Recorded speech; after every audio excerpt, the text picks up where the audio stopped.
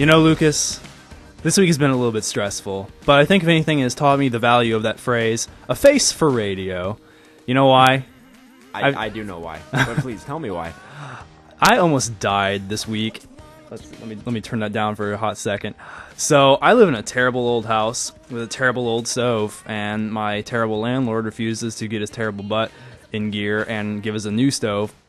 I'm making dinner a couple days ago, and what happens? The metal coil rusts through and sparks a cord, and this giant shower of hot molten sparks flies out in all directions except upwards. And I jump back with yelling loose with the obscenities, and we called 911, and we called our landlord. Guess who got there first? 911, of course. Our landlord didn't. I would hope so. But our landlord didn't call me back until I was already at work 3 hours later.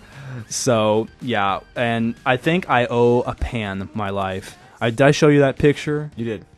Yeah, folks, I was making bacon for a burger, and I checked after, and I was like, "What? I'm washing this pan. Why is it catching on the scrubber?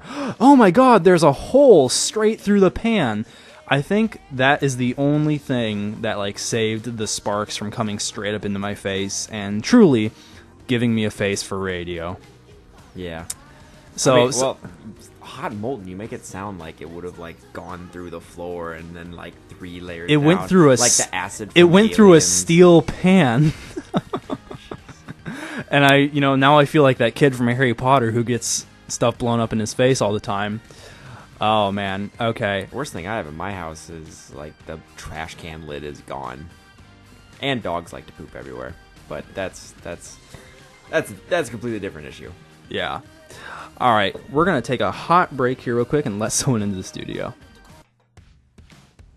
Sorry about that, folks. Let's get right into the news. We got a couple of decent stories today. A bit of a slow news week, honestly. What do you think, Lucas? Yeah, a little slow, but it's calm before the storm, before the new consoles release, Before my life ends, changes, and I never see my loved ones. Won't be that bad. Won't be that big for me because my PC parts came in Saturday, but I'm still waiting on that case, which apparently has taken 3 days to get from Colorado to Indiana, even though it only took a couple hours to get from California to Colorado. I don't know what's up with that. Darn you, FedEx. It's the government shutdown, man. We're finally back in business now. Everything has to go back to being super great slow. Great news, because now I can go to a national park when I'm in Washington over fall break. I'm so excited. Oh, I'll be here.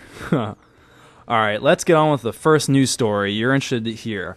Watchdogs, the new Ubisoft title, featuring a super spy hacker dude, Spy. has been delayed until 2014, which has specifically spring 2014. Yeah, it was originally slated for a launch release on PlayStation 4 and Xbox One. Now Ubisoft has released a statement saying, "Hey, we don't believe the product is truly up to snuff, so." June 2014 is when it's gonna come out. Now is the plan anyway, and I mean honestly, that kind of gives me some confidence in the game. I mean, it looks cool, but it's nothing that I've really been really keeping my eye on as a top 5. It fell off the radar really hard after the first big trailer. I mean, not this year's E3, but the one before that, it was praised by everybody and their mother. It was everybody loved it, and it made a great first impression. It's kind of a more modern Assassin's Creed. I hate to use that term to just automatically relate to that, but that's the first thing that comes to mind. But it gives me hope that the game, that they're really confident that they've got something special here, because their stock prices dropped 25%, and they knew they would take a big hit from announcing that, because that was to be one of their big titles of this fall. That would have sold like crazy. Well, it sold like hotcakes if they had launched it when they were supposed to. It's an Ubisoft game, yeah. They had a profit forecast for up to $170 million, and now after this announcement, plus the announcement that their driving game, is it Drive Club? No, The Crew, excuse me. The Crew is the one. Drive Club is Evolution Studios. After those announcements, they're going to post an annual loss of possibly up to $95 million. So that they're taking a hit on everything. But honestly, for a company like Ubisoft to be honest about it and take the hit, that's surprising in its own right. Yeah, But I mean, it's Ubisoft. They've got so much going for them. They've got Tom Clancy. Blacklist didn't perform as well as they wanted it to. No, It did. That and Rayman Legends Also didn't perform as well as it wanted to. Yeah. So let's go and move on to something else. Going back to, we've been talking about the install size of a lot of games for the new generation, how they've gotten so much larger. Well, Battlefield 4 apparently is asking for a lot as well. It's gonna, it's optional, but they recommend that you install a completely separate 12.4 gigs of content. That combined is 6.6 for multiplayer and then 5.8 for single player. But let's be honest, who plays the single player in Battlefield? Okay, not after 3. No, I really don't. It's not fun. Bad Company, had something going for it, but kinda. I don't. The characters really got on my nerves. I was just annoyed a lot of times. So what do we get for the install? Like you said, it's optional. What do I get for spending my time in my hard drive space? They didn't say. They just said it's for the best multiplayer experience. So I'm guessing graphics. It'll be improved graphics. So more HD, if that's more right HD. Right, I need more. Term, yeah, HD-er, I guess. I don't know, but at least it's not 50 like COD or the what was the other one? Oh, Killzone Shadowfall. Yeah. 2 first-person shooter games. Granted, they're both coming to next-gen consoles, but they're not Battlefield, which is, here's this actual huge landscape that you can go on instead of, Corridor Shooter 9. Yeah, but Corridor Shooter. Shot in the back 12. I like to call it shot in the back. That's literally what it turned into. The maps have become sort of figure eights in a sense. Yeah. To where everybody's just constantly running around in circles and looping over each other, and it's just, hey, whoever can shoot each other in the back first. Or whoever can knife each other, which is totally realistic when, bullets ought to put any man down.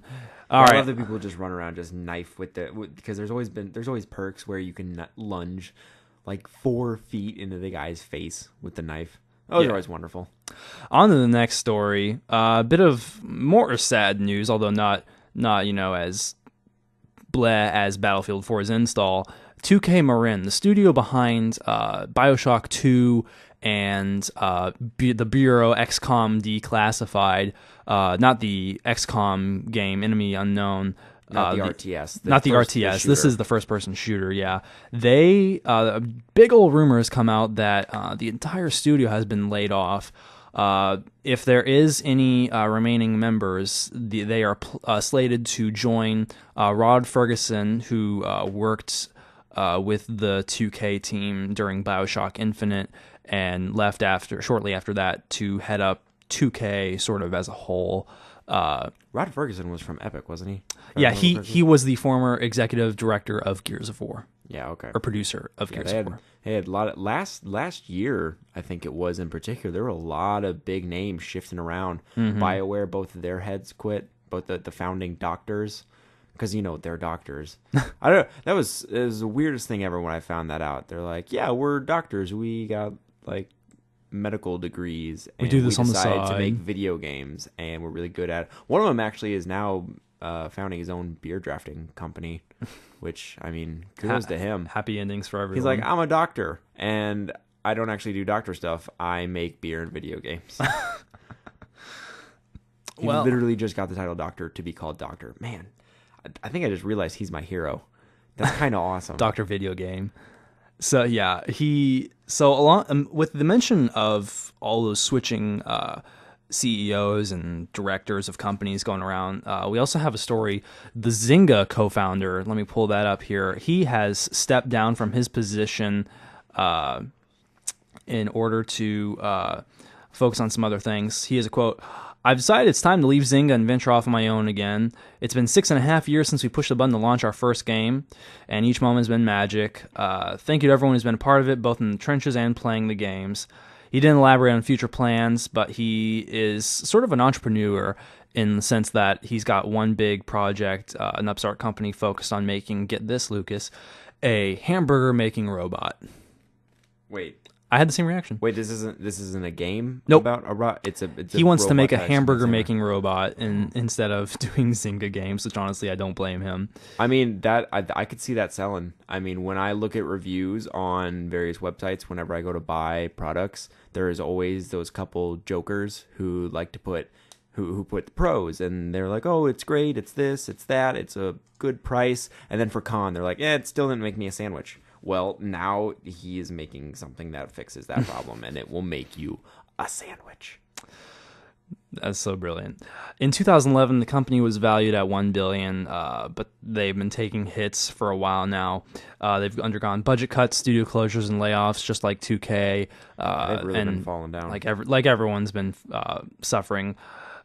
Even their other co-founder, Mark Pensis, had to reduce his yearly salary to $1 in order to pay his executives. I remember that, yeah. But after this year's E3, Don Matrick came in and said, "Oh, I'm the CEO now." So we'll see where he takes the company with respect to the fact that now they only have one of the original co-founders still in charge. Usually that means that with power shifts like that, usually means that there's going to be some sort of shift in the focus of the company. Whether or not that's a good thing is always kind of up to the benevolence of the CEO in charge, whether or not they appreciate the artistic side or the business side more. I think business. Don Matrick, They're bigwigs, dude. Come on, especially Don Matrick. They say they do the game. They do it for the games, for the love of gamers, for the appreciation of the art. But come on, it's all about the monies. Because if I was making $100 million a year, I would cut it back down to like $1 million and put that other $99 million into investing into more awesome games.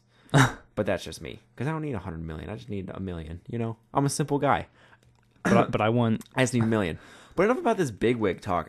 I want to talk about subscription services and pricing models for games, because we're building this PC lately. It kind of, because the PC market's a lot different than consoles in terms of flexibility of payment. So, there's microtransactions, there's free to play, there's subscription, there's just the basic like $60, $50 entry fee into stuff. But it's just interesting because it's kind of changing all the time. Free to play is a fairly recent model, and it's actually been proven to be more profitable than your standard $60 retail game.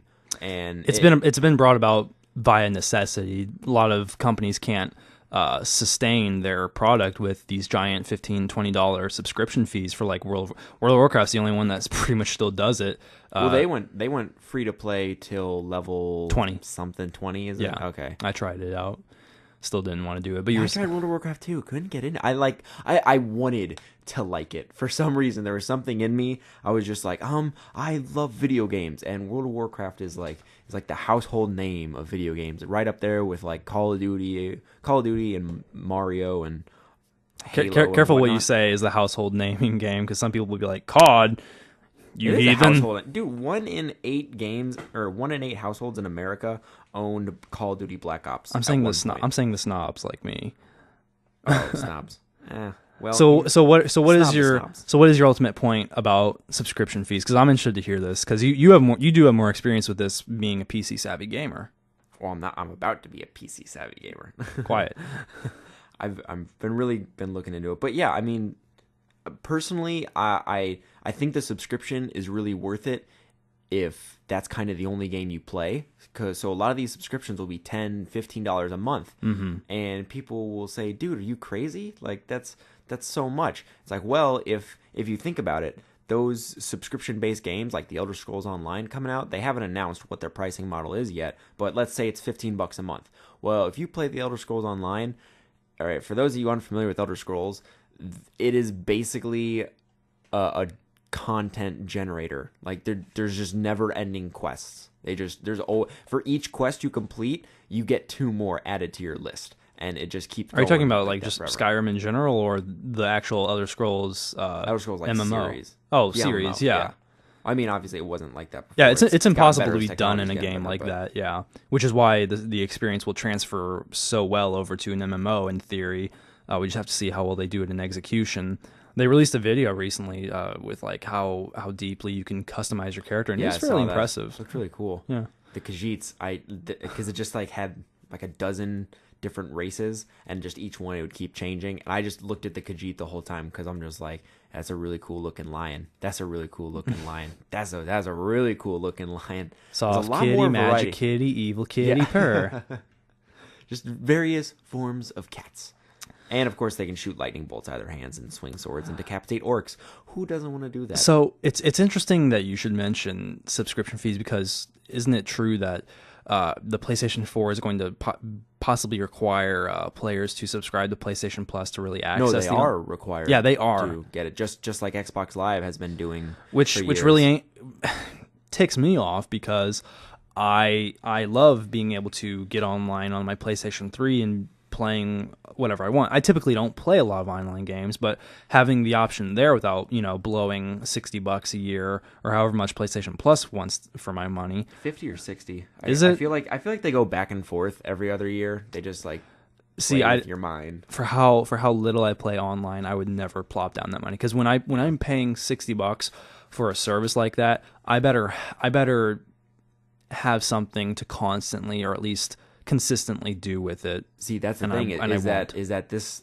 last, basically this E3 is really when they I feel like really increase the value of these subscriptions, these mandatory subscriptions. At least if you want to play online, it's mandatory. But you've seen now both PlayStation Plus and Xbox Live have the free game every month or so. Yeah. And so like this month, PlayStation users got Shadow of the Colossus, which is like a classic. Yeah. Granted, it's a very old game, like 8-10 years, something like that. Was it the HD version? Tell me it was the HD version. I would hope so. Yeah. I imagine. But No amount of HD can make Shadow of Colossus look brand new. Because like I said, it's 10 years old. So, I mean, yeah, I even used that PlayStation Plus. I had a trial for like 30 days, and I managed to score a copy of Saints Row the Third for that 30 days. They kick you off once you're done, and I do like the idea of getting freebies every once in a while, and like one or two will be fairly impressive, like Shadow of the Colossus or Saints Row. But still, if you're gonna make me, because PlayStation Plus is like $15 for how long? Like almost a year, maybe half a year. It certainly ain't a month. Actually, maybe Wait, you said $15? It might be $15 a month, although I sincerely doubt it. No, it's cheaper than that. Yeah, but I still don't feel like, if you're gonna force me to go up to $50-$60, that the prospect of free games, some of which I may not even actually enjoy, like Saints Row is cool, but I may not always like something that they give me. I may not always like something that they give me, and I'm still handing them fist over palm money. Yeah. But they definitely are trying. You got to give them that. It's definitely, in more recent years, become more what's the word I'm looking for? Just more bang for your buck. Yeah, I mean, it's getting better all the time, but I'm still not at a point where I want to focus on it. That's why you should come to PC, come to the dark side. Online is always free. Unless you play a subscription-based game. But we'll take a break right here, and we'll play a bit of music for you. And gasp, Lucas. I say gasp. We have a listener question. After all this time, we finally have someone who pays attention and wants us to speak our opinions. Stop giving us so much self-pity. You make me feel bad.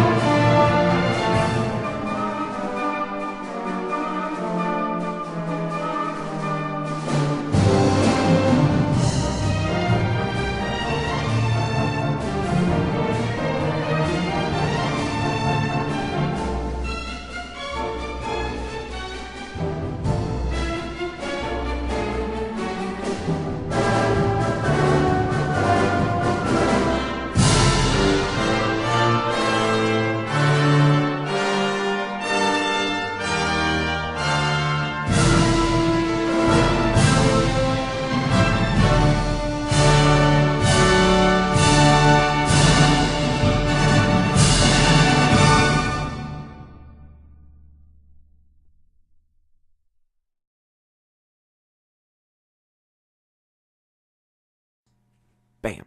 All right. Welcome back to Button Mash, everybody. We have got a fan question to answer. A fan question. A fan question.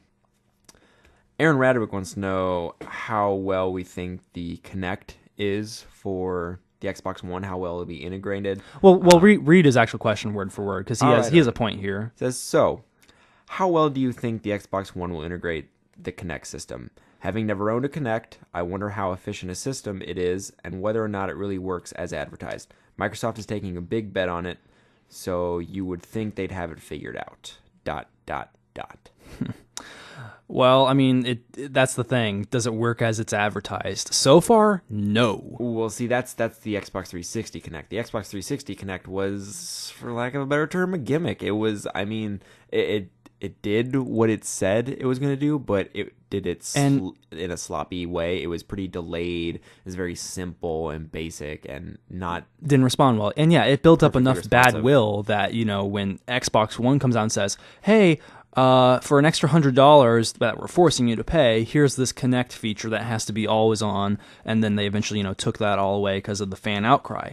There was so much ill will against the concept of the Kinect that they cannot force something like that on the consumer when they proved for so long that it wasn't an optimal feature.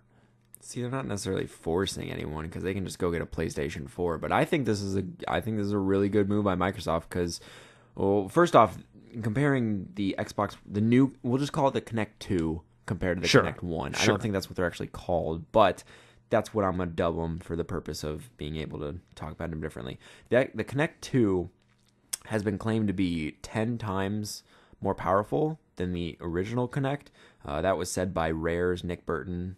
Rare was the company that made Banjo-Kazooie, all those wonderful Nintendo 64 classics. Mm-hmm. And while I'm guessing that's, not a statistical, numerical, mathematical fact that he actually ran specs on and everything, still the fact that he thinks it's significantly more powerful than the original. And they've claimed that several developers have claimed that apparently the Kinect cost almost as much as the console itself, which I would imagine means that it's a pretty elaborate, pretty expensive, or not pretty expensive. I mean, it's pretty powerful piece of technology. Did they have any titles demonstrating the new Kinect during E3? Because I'd never heard anything. Where a journalist comes up and says, "Oh wow, yeah, I demoed it and it's so much better." I just heard nothing about it. So again, that concerns me that they may not be confident enough to show it off. Yeah, I don't know. I think what Microsoft's hoping is that the Kinect will become a necessity in games, because by essentially what you said, forcing it on developers and consumers, what they're doing is saying, hey, look, you've got this tool, so it's not that you have to use it, but it's kind of like a might as well. So developers are going to want to experiment with it. Right away, there's not a whole lot. They haven't thought of many things. Pretty much most developers that take a traditional non-Kinect game, so like a shooter or whatever, established franchises that don't normally use Kinect, and they'll just add voice functionality. So you saw Mass Effect do it. The only functionality Mass Effect had with Kinect was just giving commands to your squad and just saying, go there. And wherever you were aiming on the screen, your character would go there. And it was just very basic stuff like that. In theory. Yeah. But I can see over the next 8 years, which is probably how long this console cycle will last. It's usually how they tend to last. It could become much more prevalent in games, almost to the point of where it's a necessity. Yeah. And we'll kind of look at it and be like, wow, how did people play games without a motion sensor? It's kind of like us thinking back to Atari and stuff, and how think of how much more complex controllers have gotten since then. Dual analog sticks and triggers and whatnot. Mm-hmm. Those never used to be around. So when we look back on those games, we're like, holy crap, how did anyone even enjoy games with a knob and that's it? I don't want to give off the impression that I'm totally anti-Kinect. I'm totally anti-progression and everything like that. It's just I saw the demonstration during I believe it was E3 E3 or whatever Xbox press conference they might have had before then, where they demonstrated, they didn't really demonstrate games, but they did demonstrate the motion sensor capability of, like, I want to switch over to Netflix, Xbox turn on, Xbox turn off, and do all these interesting things. If they can apply that to gaming, that's great. And they look like they were able to do it fairly competently with, non-gaming applications like your Netflix, like your YouTube and your cross-media bars and all your menus and stuff like that. But it's always that thin white line between controlled environment on a stage that they've, rehearsed, because this is our big product, versus here's my crappy living room, and, I live in a noisy house and all my that. Flickering lights that'll mess up the motion sensor, and my occasional exploding stoves. Yeah, occasional stoves exploding. I mean, it happens often enough, apparently. Xbox extinguish! Yeah. Xbox 911. Xbox save my life.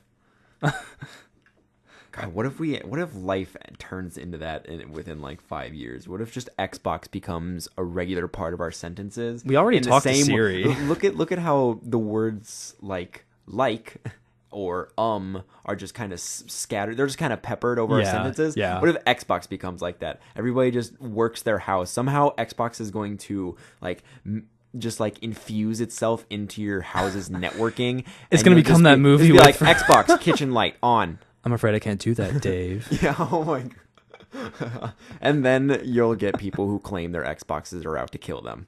That's or brilliant. ruining their children growing up. Well, we already got that.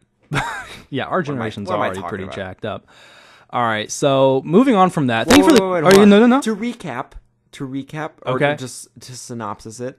Is synopsis a can you Yes. Can you verbalize it? No. Synopsisize? No. To synopsisize, I'm gonna make that word. All right, don't argue it with me. To synopsisize the whole Kinect thing, I think it really falls in line with the fact that Microsoft and Sony, when they're approaching this new generation, Sony is playing it safe and Microsoft is taking risk. And whether or not that risk pays off is yet to be seen. Personally, I don't like the fact that they took a lot of risk, like that whole 24-hour checkup, and as a result of their bad public relations, their risks were interpreted as just crazy mumbo-jumbo by the majority of the public, and everyone said nay and ran to Sony and hugged their legs. You're giving them a lot of credit, though, and I honestly kind of have to make a big disagreement there. There's a difference between taking a risk and forcing a feature on consumers that they never asked for. The customer is always right and all that jazz. You play to what the market wants. Sometimes that's not, what the true hardcore fans will want, because that's why we have Call of Duty every single year. But in the interest of serving my needs, my wants, I didn't want to pay $500 again for a console. I would max out at $400 for a PS4. I didn't want to, have a crappy Kinect in my living room when I have no faith in it in the first place. If you can prove me wrong, great. But they still hadn't yet, and that's all I've got to say on that. Yeah, I still think that they are taking a good with their projection of motion sensor gaming becoming a big thing. It's kind of like how Henry Ford was like, people don't actually know what they really want. He's like, if I had asked people what they wanted, they would have down, Lucas. No, they would have. This is what he said. He's like, people would have told me they wanted a faster horse.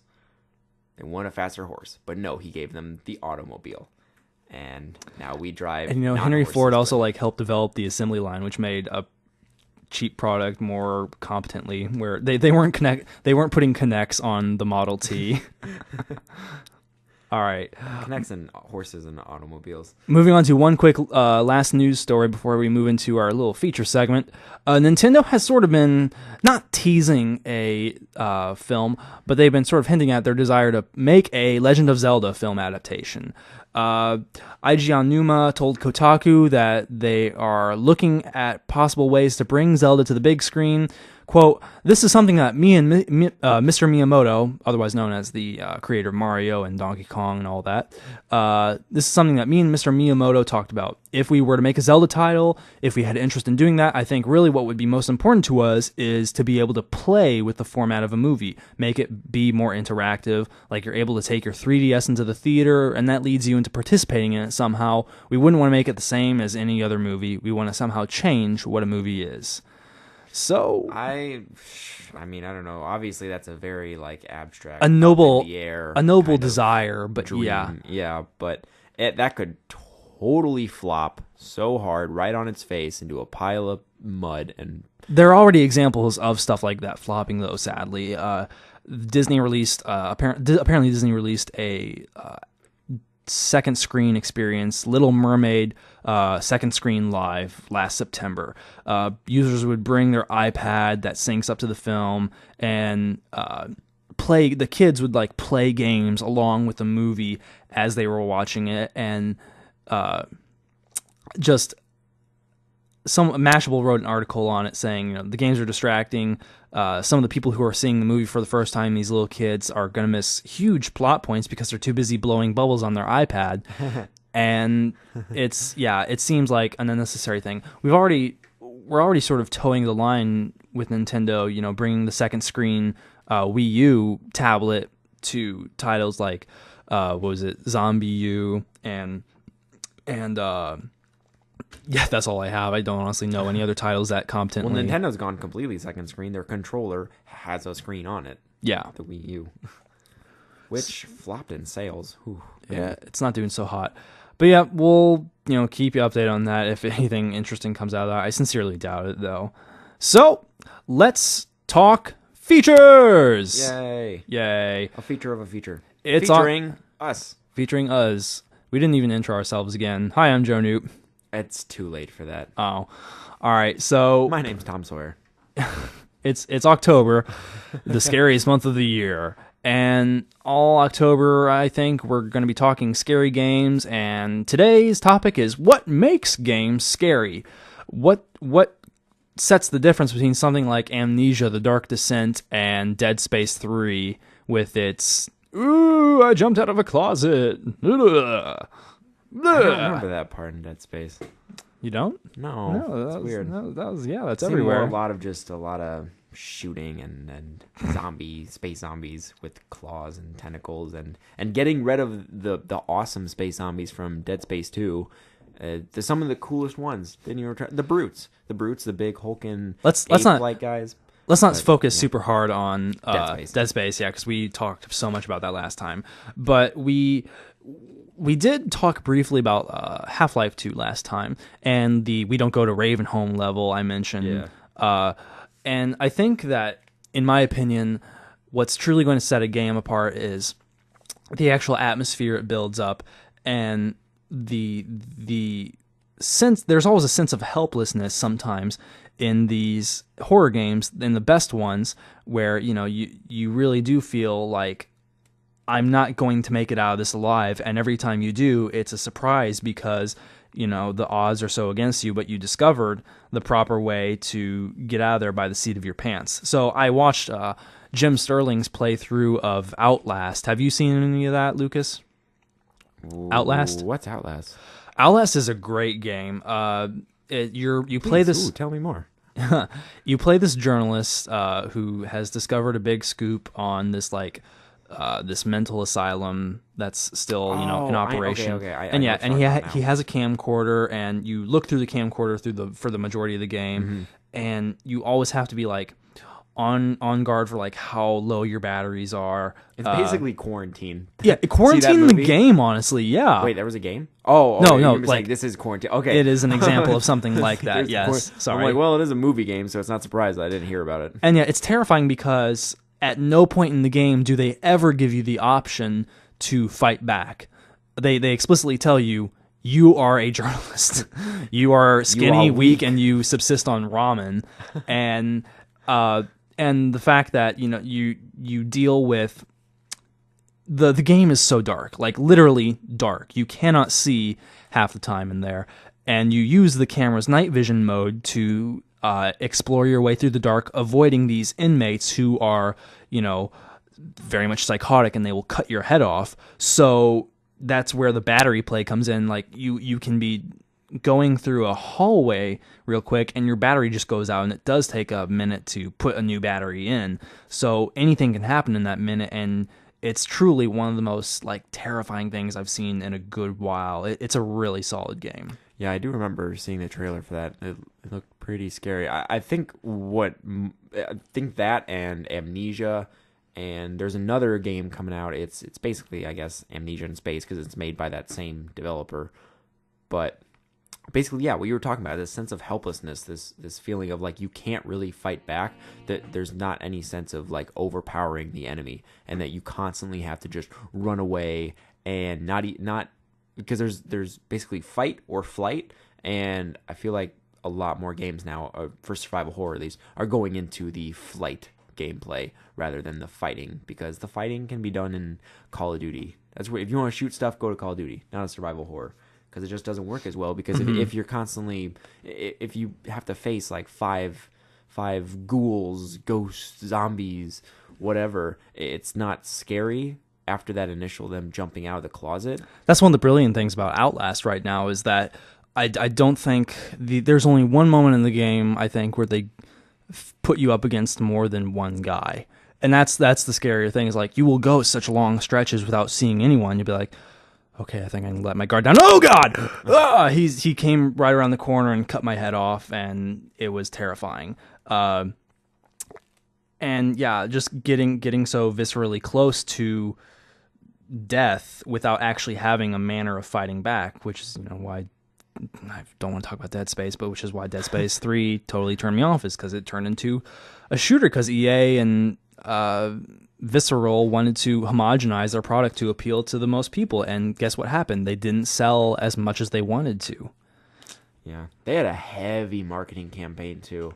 Man, that thing was all over my laptop. Every video game news outlet I went to was just Dead Space. I memorized the 15 seconds of that song. Oh my God. I can feel it calling in the That air. was And I'm such like, a what does this have weird to thing to do with, like, at least the Twinkle Twinkle Little Star for the first two? That was creepy. And then the Smashing Pumpkins one. Oh yeah, yeah. I mean, Bullet with Butterfly Wings. Yeah. I feel like that one was focusing more, like that song tended to focus more on like Isaac went insane basically, and that's why that game was plagued with all the.